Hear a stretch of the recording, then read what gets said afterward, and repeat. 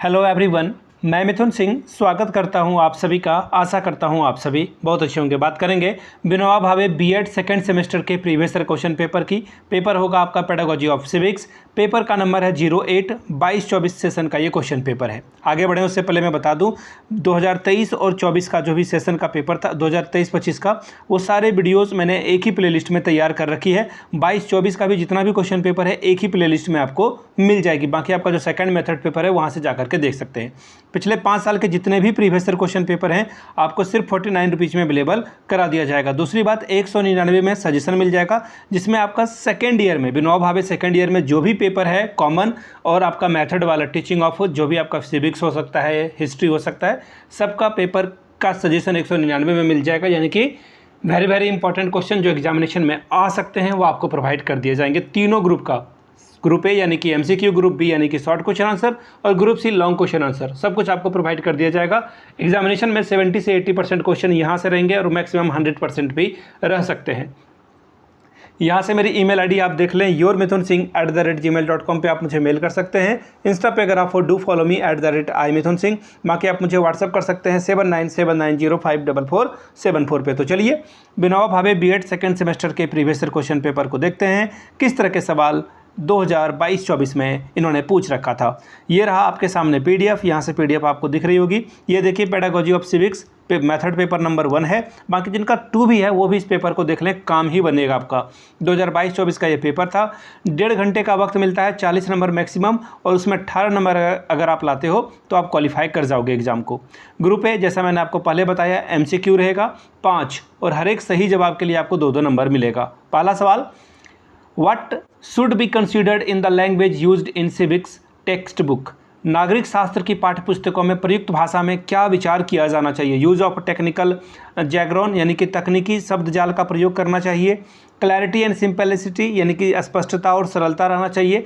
Lengthiness and complicity यानी कि लंबाई और जटिलता रहना चाहिए। फिर है इंक्लूजन ऑफ फॉरेन लैंग्वेज यानी विदेशी भाषाओं का समायोजन होना चाहिए। तो देखिए सीधी सीधी बात है, इतनी आसान से आप जो है इसे ढूंढ पाओगे। क्लैरिटी और सिंपलिसिटी यानी कि स्पष्ट भाषा होनी चाहिए और सरल भाषा होनी चाहिए, ताकि बच्चा नागरिक शास्त्र के जटिल जो शब्दावली है उसे भी समझ सके। तो ये आंसर आपका सही हो जाएगा। बाकी एमसीक्यू के लिए अलग से वीडियो आएगी और जल्द ही आपको वो चैनल पे देखना जो है मिल जाएगा। आगे बढ़ेंगे अगले सवाल की ओर। What is the role of syllabus forming in civics? नागरिक शास्त्र में पाठ्य क्रम निर्माण की क्या भूमिका है बताइए। प्रोवाइडिंग गाइडेंस यानी कि शिक्षकों को दिशा निर्देश प्रदान करना। फिर अगला है evaluate the effectiveness of a text book यानी कि पाठ्य पुस्तकों की प्रभावशीलता का मूल्यांकन करना। तीसरा है defending the scope and sequence of the subject, विषय के दायरे और अनुक्रम को परिभाषित करना। चौथा ऑप्शन है analysing the adequacy of exercise and the activity, व्यायाम और गतिविधियों की पर्याप्तता का विश्लेषण करना।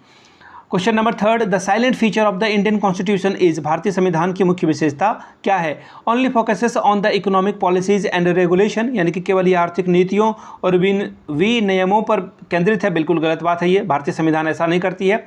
It include federalism, secularism, fundamental right and the separation of power. बिल्कुल सही बात है। सेपरेशन ऑफ पावर का मतलब है कि केंद्र और राज्य सरकार के बीच और जो आपका पंचायती राज है, तीनों के बीच का जो है, और भी न्यायपालिका है, कार्यपालिका, इसके बीच का जो है डिवीजन करती है। बिल्कुल सही, 2 आपका सही हो जाएगा। बाकी देखिए राजशाही और अभिजात वर्ग के कोई मतलब नहीं होता, यानी कि मोनार्की और एरिस्टोक्रेसी की कोई मतलब नहीं है यहाँ पे।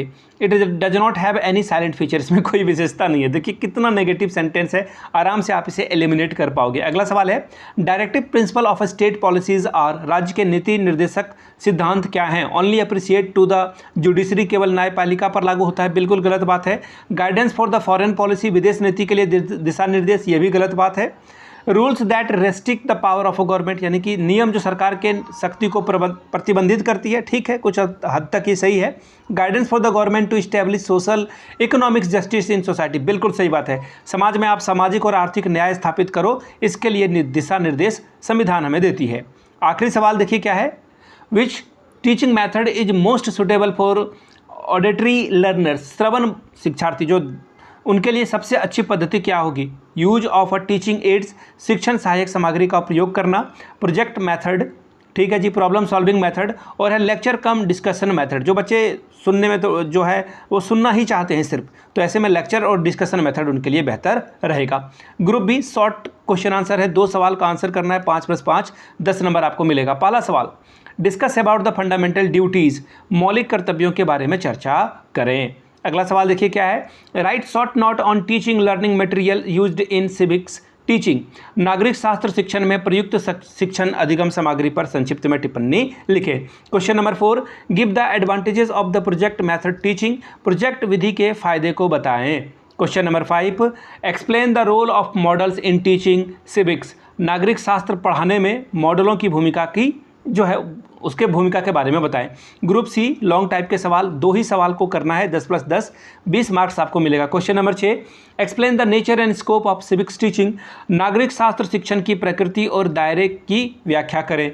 Question number 7, what are the different approaches to curriculum design in civics at a secondary stage और द सीनियर सेकेंडरी स्टेज, माध्यमिक स्तर पर या उच्च माध्यमिक स्तर पर नागरिक शास्त्र में पाठ्यक्रम डिजाइन के जो विभिन्न दृष्टिकोण हैं उसके बारे में बताएं।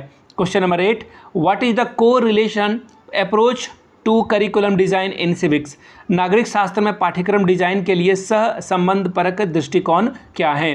Question number 9, how can audio visual add enhance the teaching of civics, दृश्य श्रव्य सामग्री नागरिक शास्त्र के शिक्षण को कैसे बेहतर बनाते हैं बताना था आपको।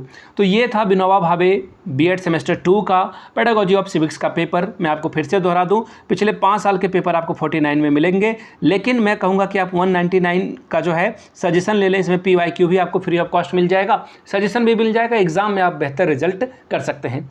यहाँ से मेरी email ID देख लें, yourmithunsingh@gmail.com पे आप मुझे मेल कर सकते हैं। इंस्टा पे अगर आप डू फॉलो मी @imithunsingh, बाकी आप मुझे व्हाट्सअप कर सकते हैं 7979054474 पे। वीडियो को यहाँ तक देखने के लिए आप सभी का बहुत बहुत शुक्रिया। Have a good day.